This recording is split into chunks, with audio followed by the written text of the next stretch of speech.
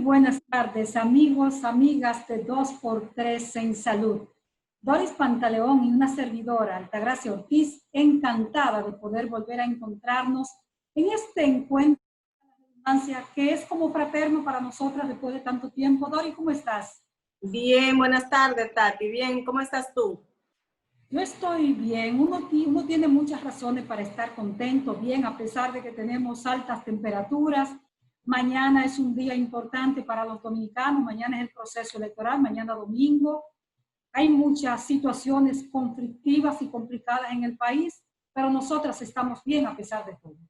Así es, así es. Mañana es un llamado a la población de acudir y teniendo en cuenta, poniendo en marcha todas esas medidas de prevención que tanto se han estado repitiendo para poder acudir a las urnas a ejercer su derecho al voto y a elegir la persona que entienda que debe dirigir los destinos de nuestro país por los próximos 4 años. Pero siempre, como se ha dicho, Tati, tomando las medidas de precaución, con su mascarilla y con la distancia que tanto se ha hablado al respecto.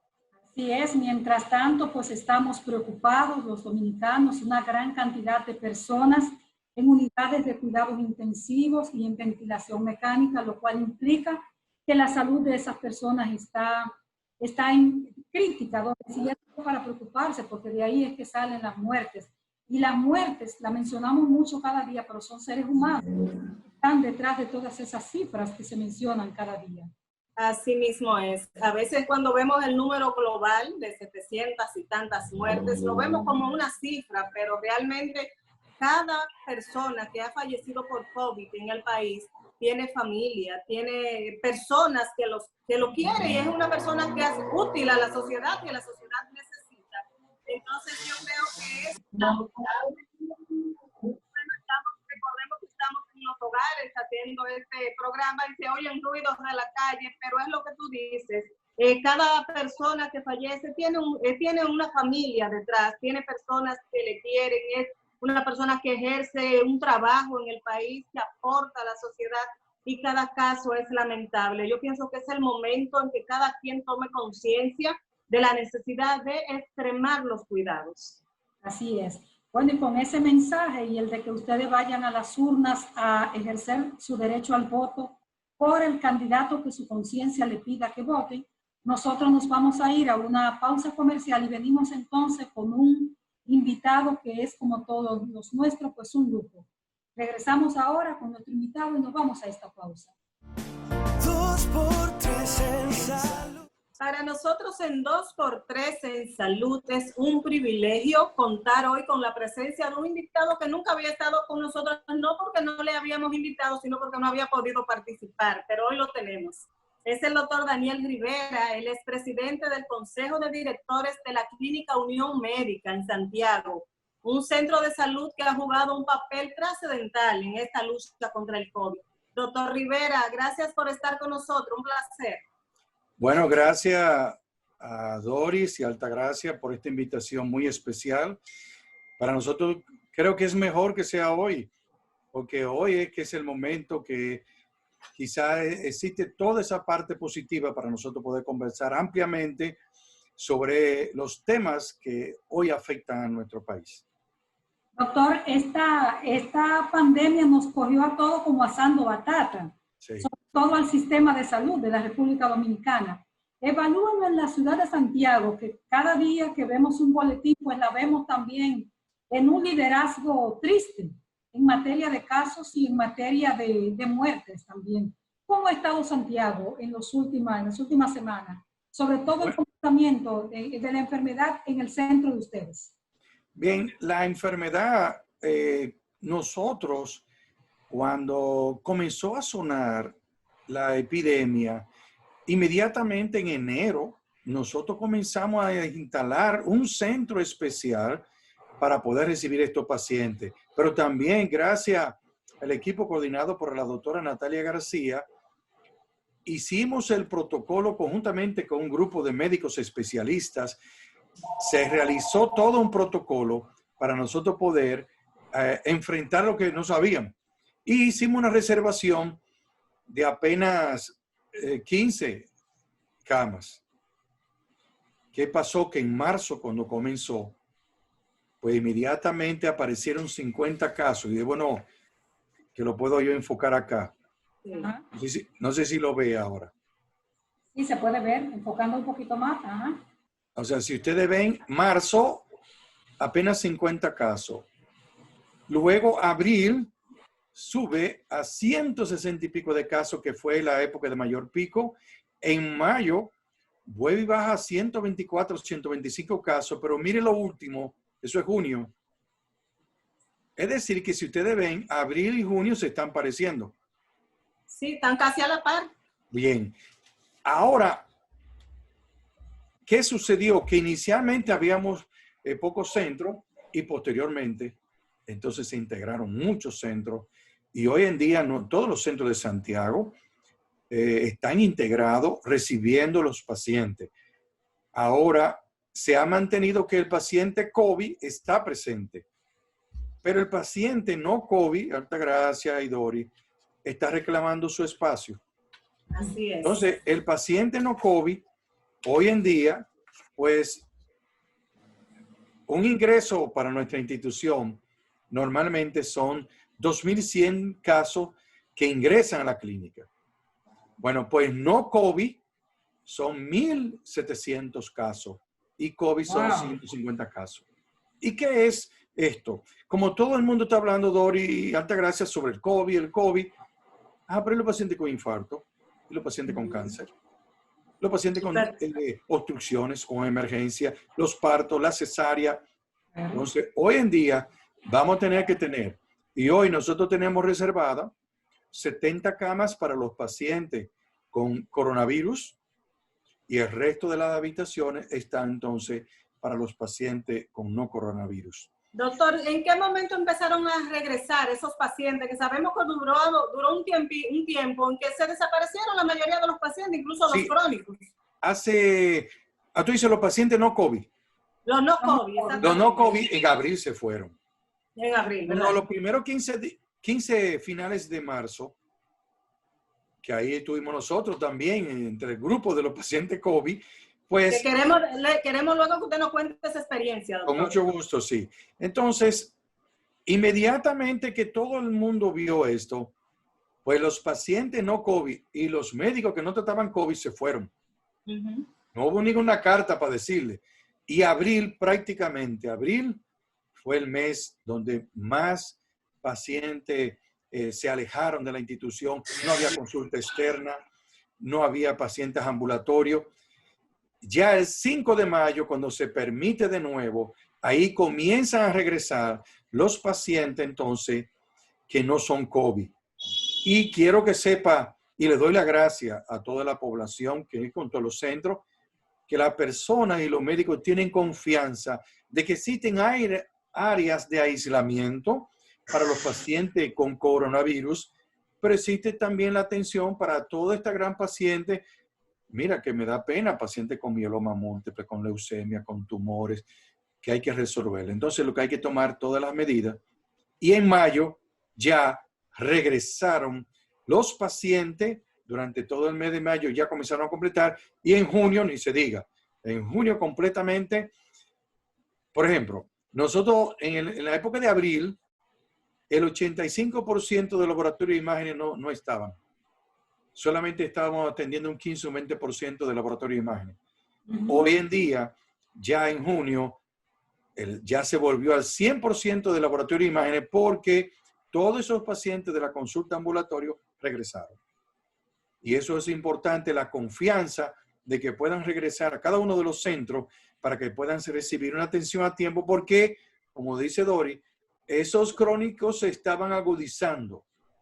Y estaban apareciendo ya en junio muchos infartos, muchos eventos cerebrales, isquemia cerebral y hemorrágica. Hoy en día ya entonces le estamos dando cabida a ese tipo de pacientes.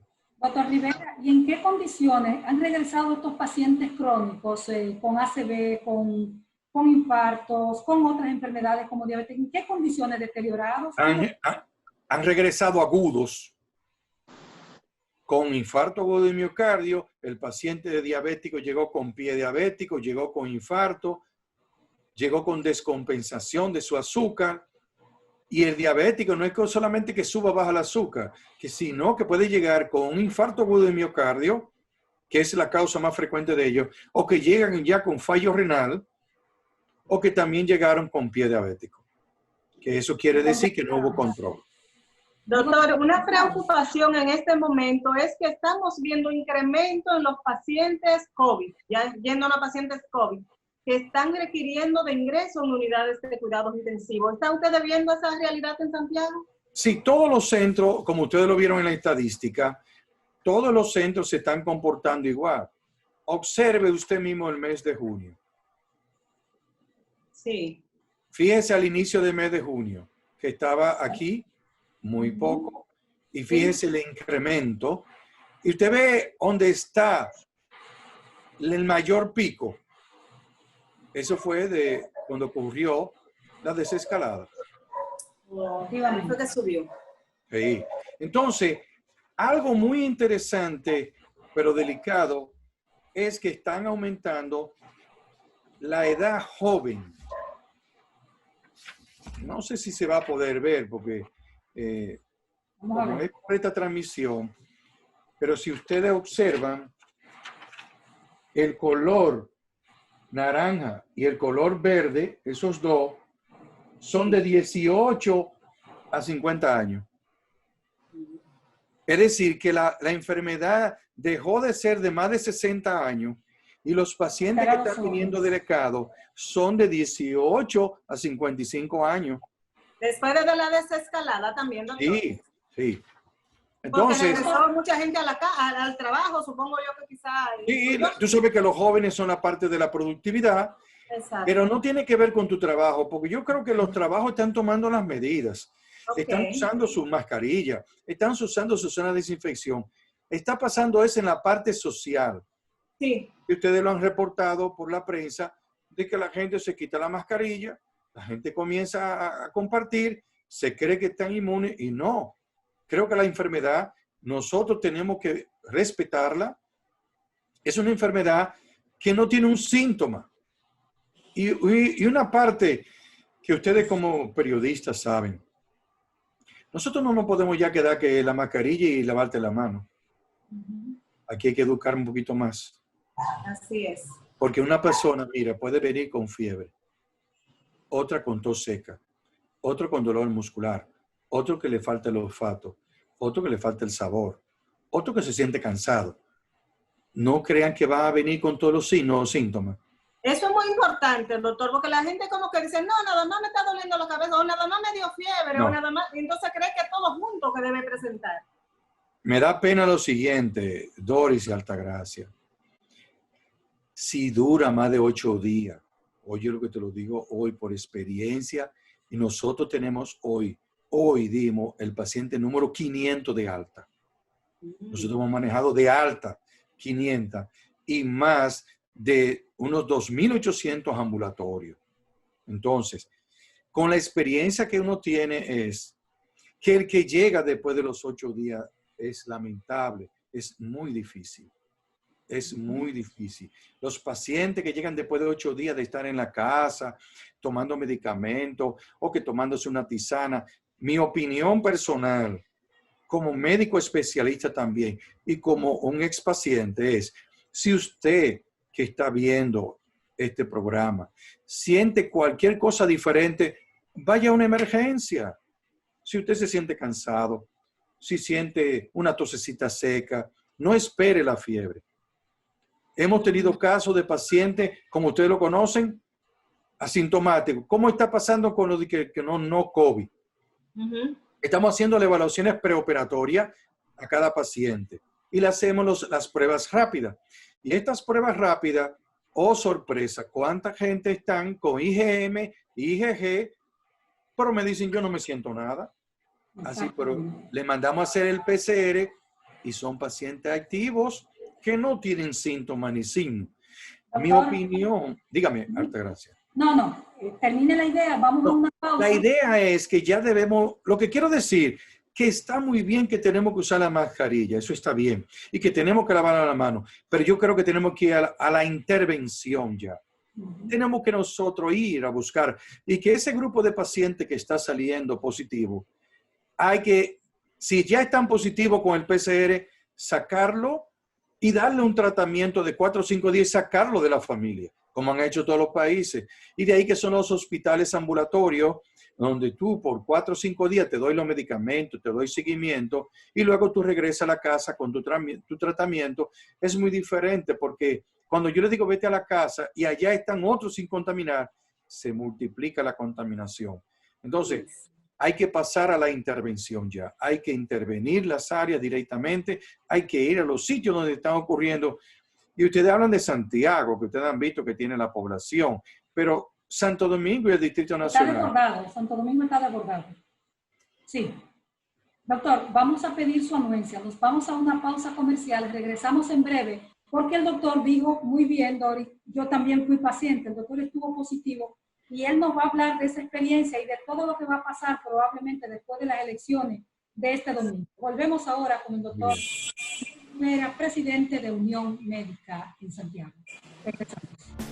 2 por 3 en salud. Seguimos en esta interesante conversación con el doctor Daniel Rivera, el director del Consejo de Directores, presidente del Consejo de Directores de la Clínica Unión Médica en Santiago.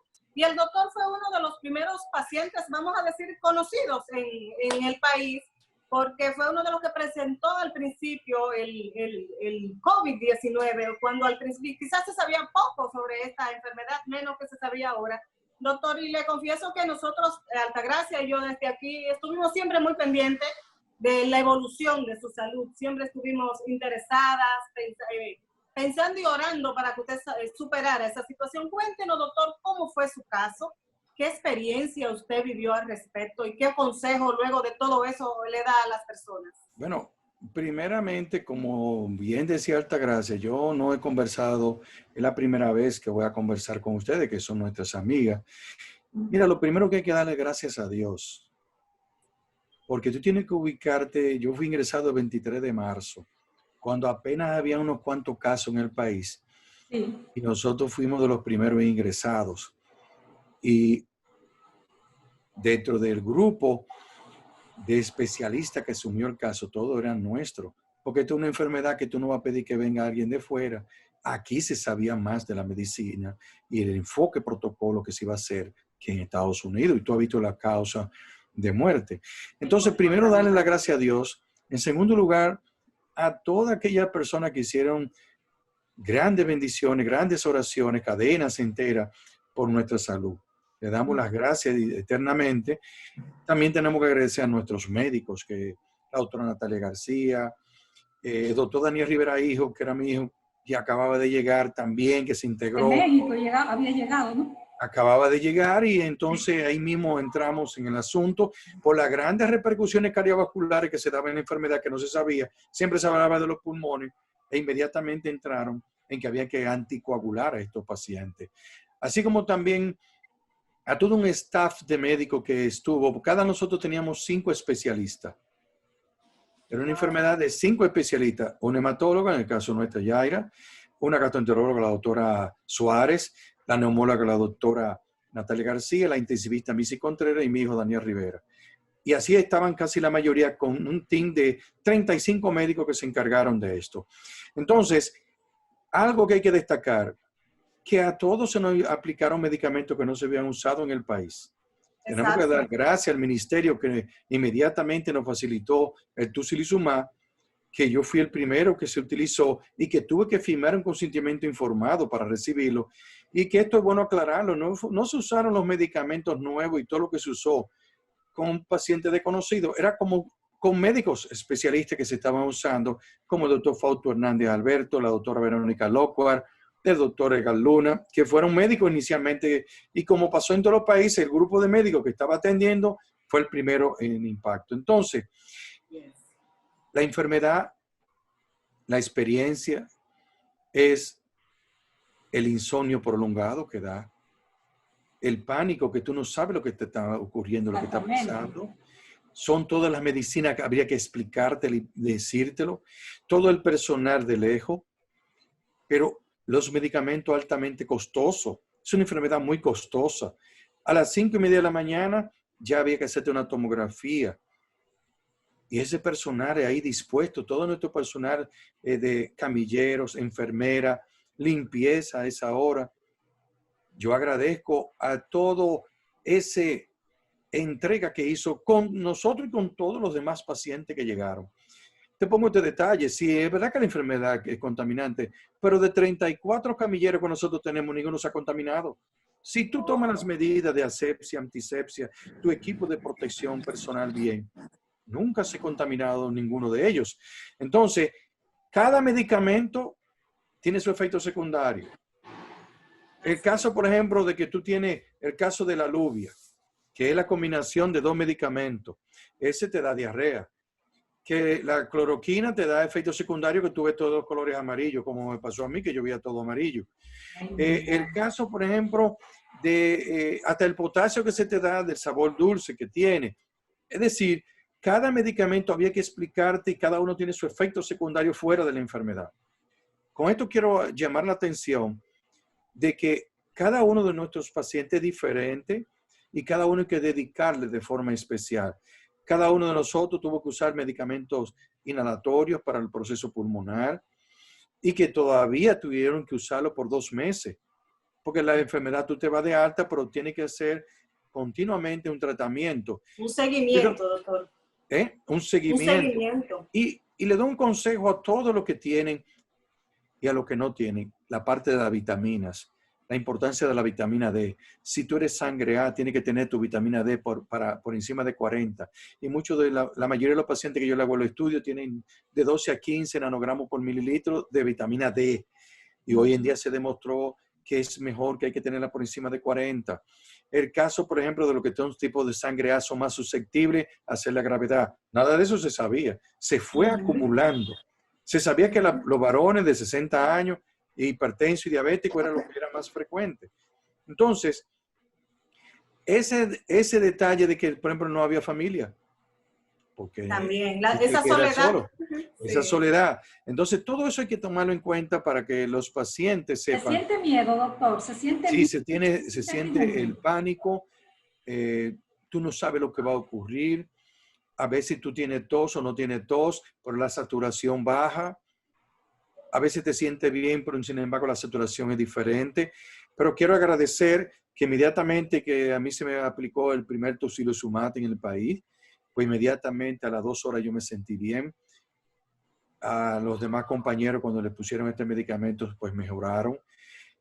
Más que teníamos que usar los otros medicamentos que se estaban utilizando. ¿Usted perdió la conciencia en algún momento, doctor? No. ¿Estuvo en cuidados intensivos? En cuidados intensivos sí, pero no tuve que usar ventilación mecánica, sino que estábamos en cuidado intensivo para la vigilancia de la oxigenación y el proceso inflamatorio de la citoquina que lleva a las lesiones entonces vasculares, que vienen los coágulos, que viene el famoso dímero D y se sube, que hay que usar anticoagulante contigo, que está el caso de la ferritina, que se eleva, y la gente quizá nada más está pensando si está positivo o no al coronavirus. No, muchos pacientes estuvieron con PCR negativo y estuvieron muy graves.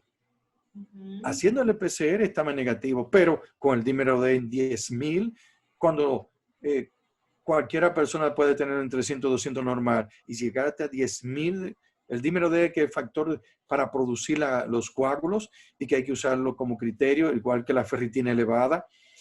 Es decir que yo tengo que tener que es un paciente que yo tengo que vigilarle el hígado, los riñones, los pulmones y el sistema vascular. Y como te digo, como paciente, uno tiene que tener toda esa vigilancia. ¿Qué cantidad de linfocitos tú tienes diario? Y ahí nos hacían los frotis de sangre periférico y veían cómo iban. A mí me dijeron al segundo día, bueno, ya los linfocitos comenzaron a subir. Entonces, fíjate qué diferente es saber que la enfermedad tiene muchos componentes, que tú no tienes un familiar cercano.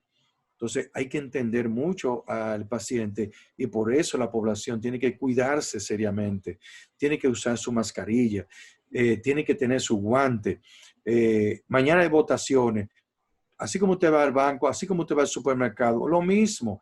Incluso en la votación usted va a estar mejor cuidado porque ya hoy todo se sabe. Usted desinfecta. Tiene conciencia por lo menos de eso. Hay conciencia. Sí. Te van a entregar el bolígrafo para marcar desinfectado, usted va y vota, se retira y ya eso es todo. Entonces, desde el punto de vista de lo que nosotros creemos que la votación en ningún momento afecta. Lo que puede afectar es que la gente haga otra cosa. Exacto. El proceso de votar, eso está bien.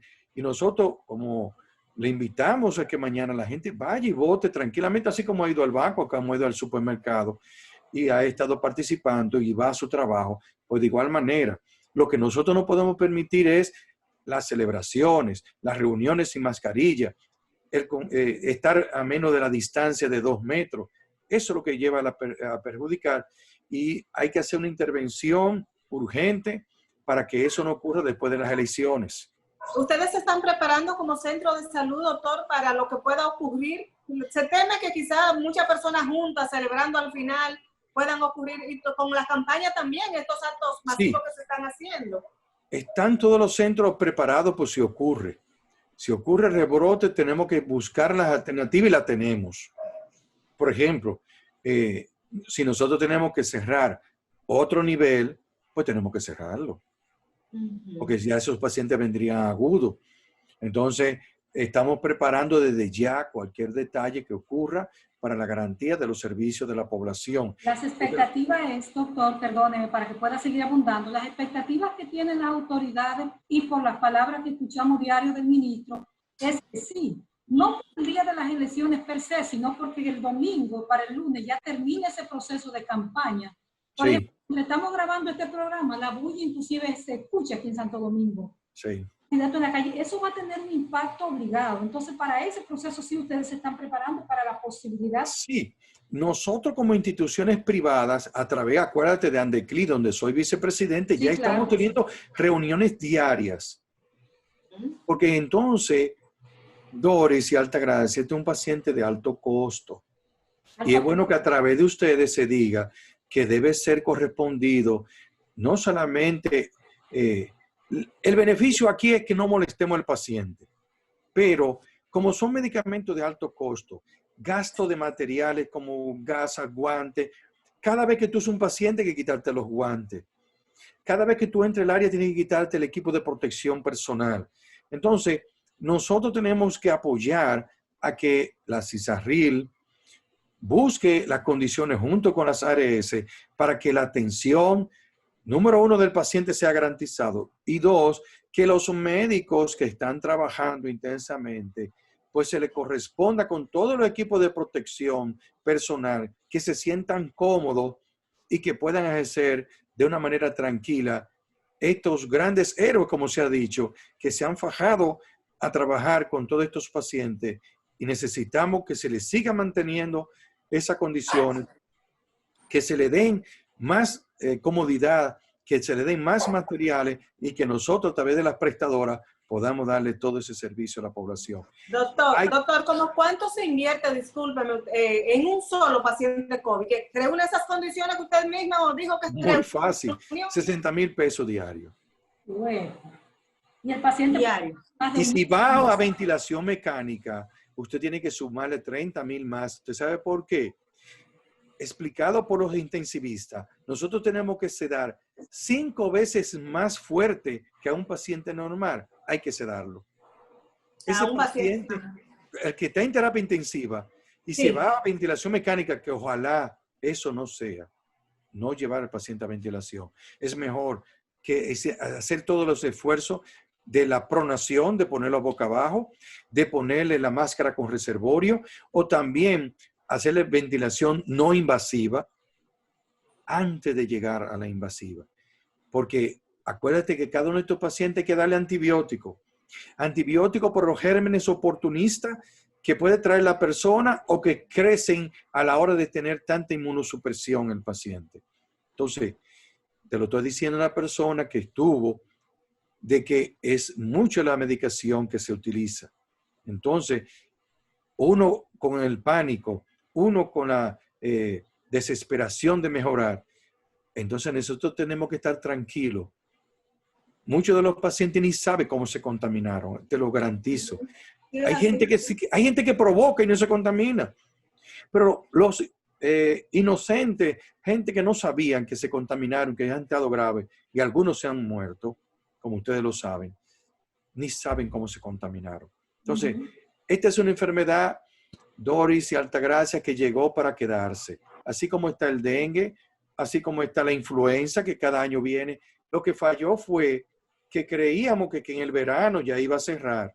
Sí. Pero ustedes saben más que nosotros que en Italia están los casos y siguen los casos en España. Estados Unidos no ha podido frenar al día de hoy de 100,000 contaminados por día. Con una mortalidad más alta que nosotros.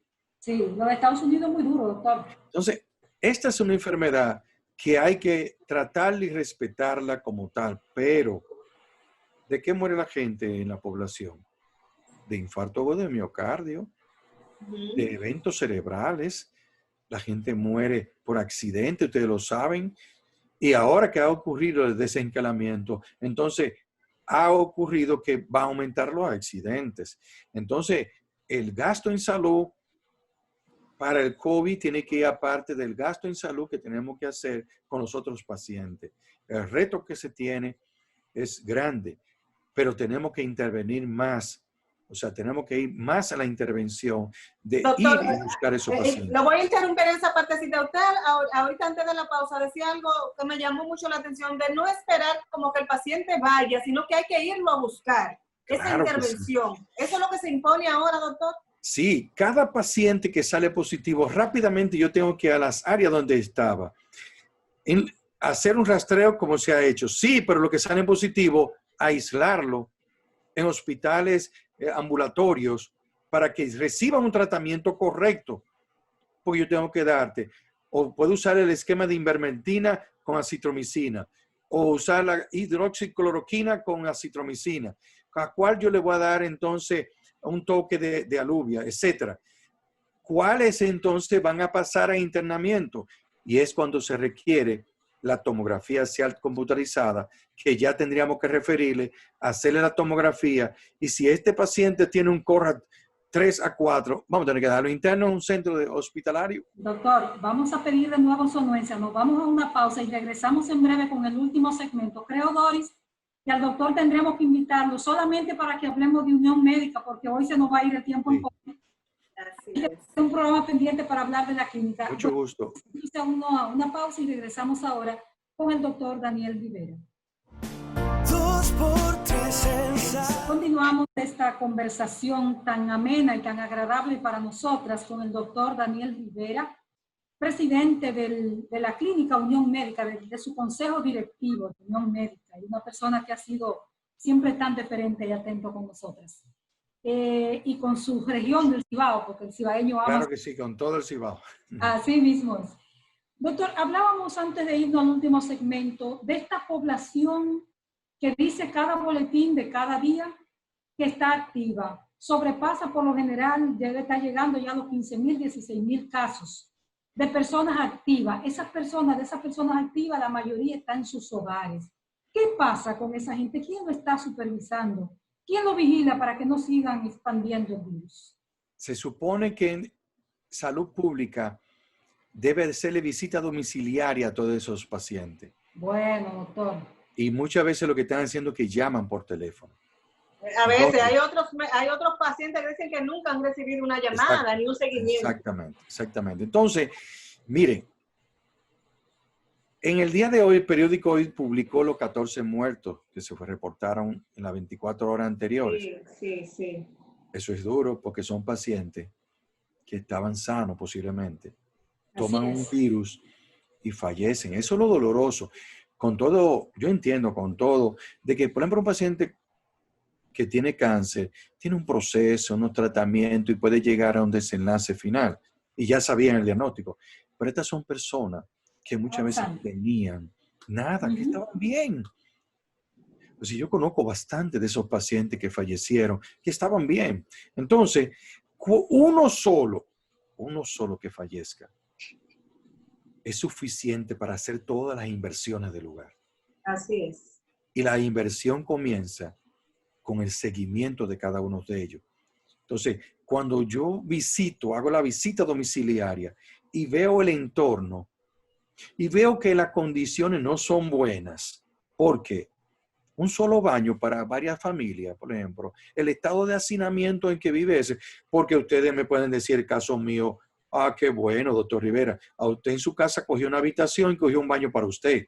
Eso no es el caso el 98% de los que están contaminados, que están reportados, que están en aislamiento, no tienen las condiciones del 2% de la población, que somos profesionales o personas que estamos... La mayoría de la gente vive hacinado, doctor, en una habitación para 2, para 5 y 6 personas. O sea, es imposible mantener un distanciamiento. Ese distanciamiento es difícil de mantenerlo. Entonces va a surgir que vamos a suponer que sí, que están más o menos aislados, pero se le puede acabar los medicamentos, no se lo están tomando a tiempo. ¿Ustedes recuerdan aquella vez cuando la tuberculosis se les salió de las manos? Que muchas veces países iban personalmente, mire su medicamento. Ustedes saben bien que los pacientes, cuando la crisis grande del SIDA, le exigían que vinieran para darle su medicamento. Estrictamente supervisado, como se le llama. Supervisado. Entonces, ahí es que va. Si nosotros queremos frenar esta enfermedad y no perder lo que pasó con Brasil y Estados Unidos, que dijeron que eso no era nada y tienen la mortalidad más alta, nosotros lo que no podemos caer, como le pasó también a Perú, que lamentablemente en Perú, por el estado de hacinamiento, falta de recursos, falta de medicamentos de llevarlo, ustedes vieron la mortalidad que tiene Perú. Doctor, porque además en el caso de Estados Unidos y Brasil le ha tocado unos personajes gobernando que francamente desestimaron la enfermedad, dijeron que era cualquier cosa y mire lo que pasó. Entonces, cualquier enfermedad, Doris y Altagracia, que te toque, Dios te libre de mal, es importante para ti. Claro.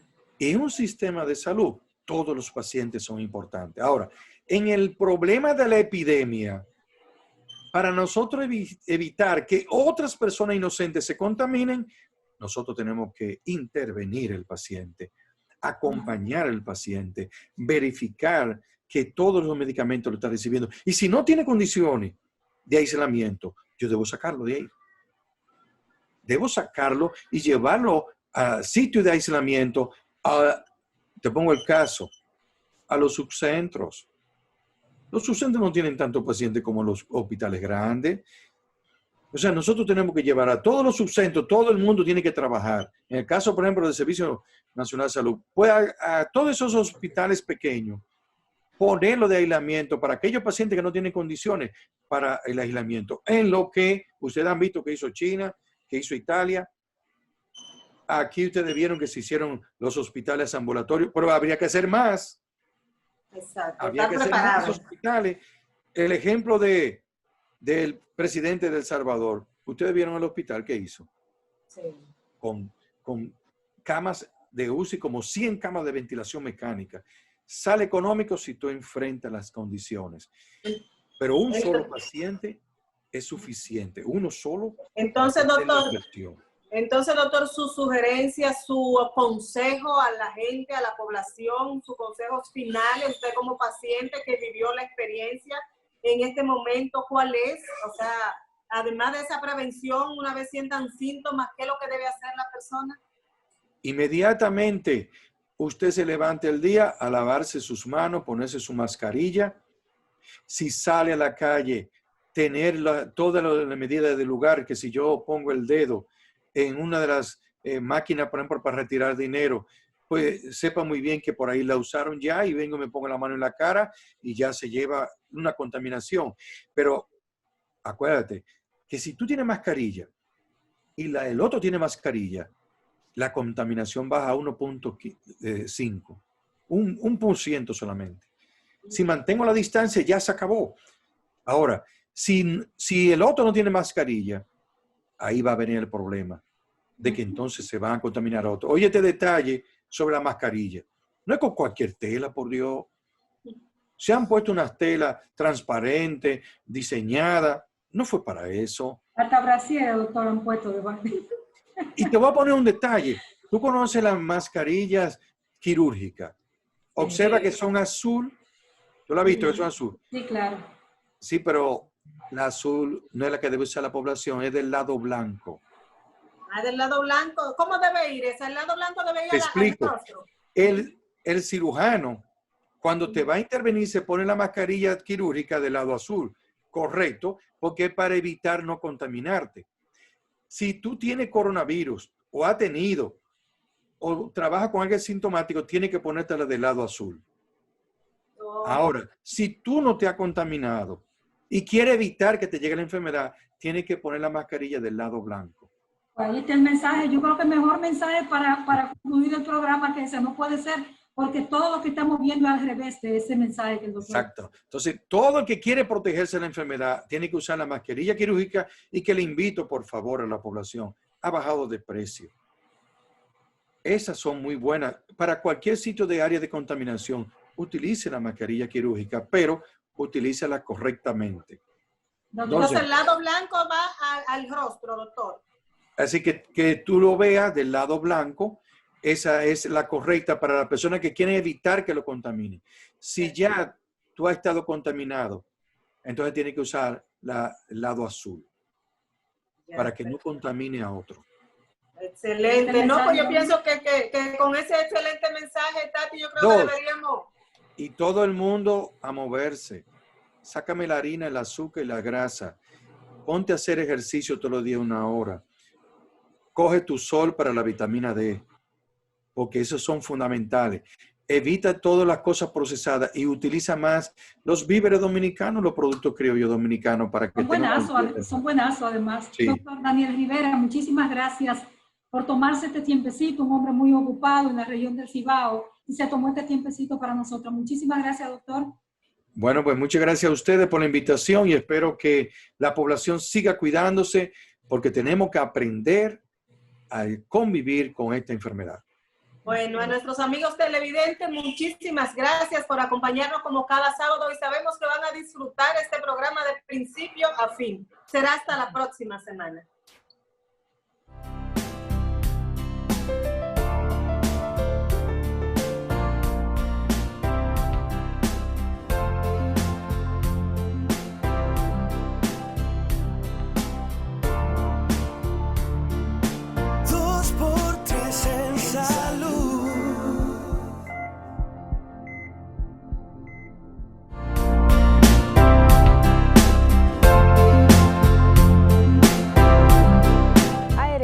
Pali presentó